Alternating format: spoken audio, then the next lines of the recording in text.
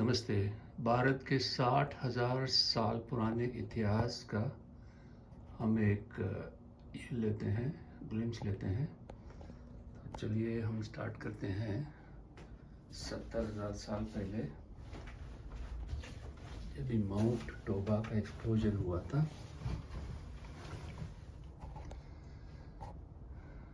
और फिर कुछ 50,000 साल पहले यमुना सरस्वती से अलग होना शुरू हो गई थी।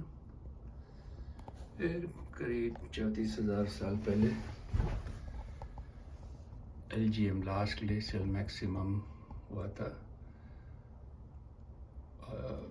जब पूरा ट्रॉपिक ऑफ कैंसर और ट्रॉपिक ऑफ के ऊपर जितने एरिया है वो आइस के अंदर था, 2-3 किलोमीटर आइस के अंदर। और फिर बाद में जो कुछ करीब 20,000 साल पहले वो आइस मेल्ट होना स्टार्ट हुआ। फिर सतलज सरस्वती से सेपरेट हुई थी कुछ 13,000 साल पहले। और फिर मानसून बढ़ गया था और फिर करीब 4,000 साल पहले सरस्वती पूरी ड्राई हो गई थी।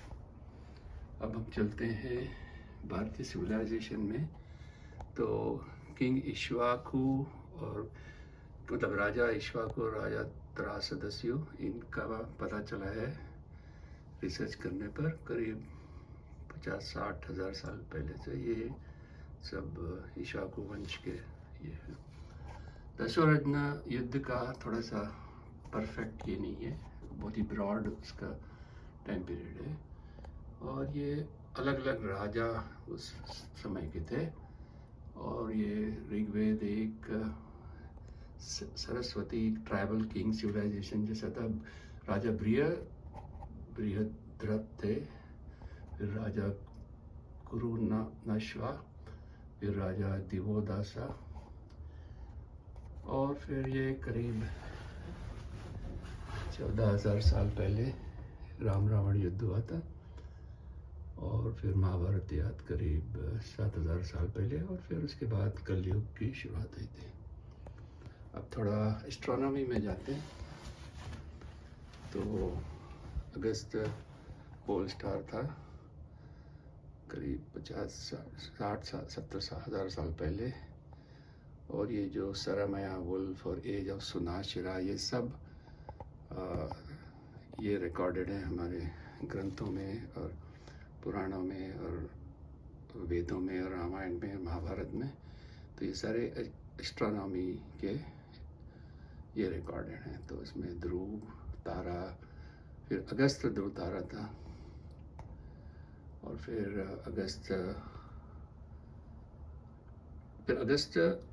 कुरुक्षेत्र में दिखता था इसके पहले। ये देखिए 26,000 साल के पहले। फिर धीरे धीरे वो सिर्फ साउथ की तरफ में दिखने लगा। तो कुरुक्षेत्र में दिखना बंद होना चालू हुआ था और फिर साउथ में दिखता था।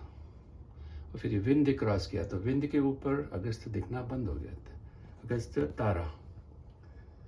और फिर तो जिसको इसका ज्ञान है, उनको एस्ट्रोनॉमी का, उनको ये सारे टर्म्स समझ में आएंगे।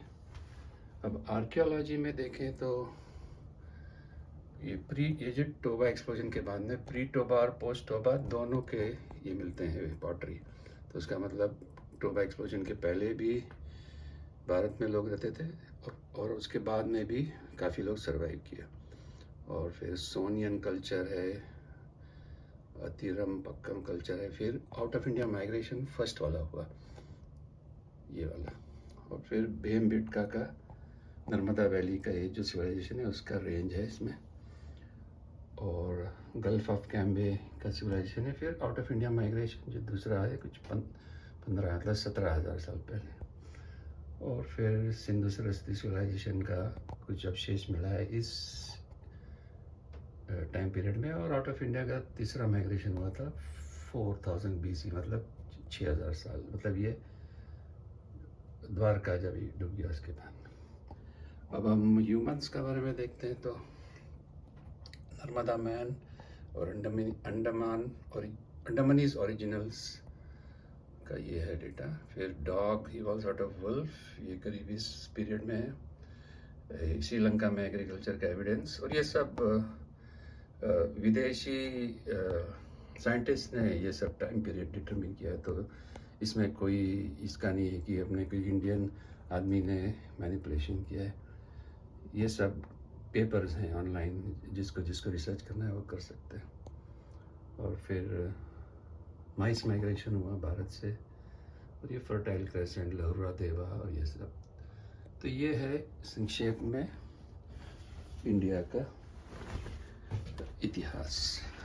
और ये आप इस चार्ट में एक ये कर सकते हैं, और ये इसमें से काफ़ी संशोधन नीलेश चौक, रूपा भाटी जी ने किया है, और कलयुग का जीवन ने किया है। तो आप सब लोग ऑनलाइन उनके बारे में, उनके वर्क काम के बारे में पढ़ सकते हैं।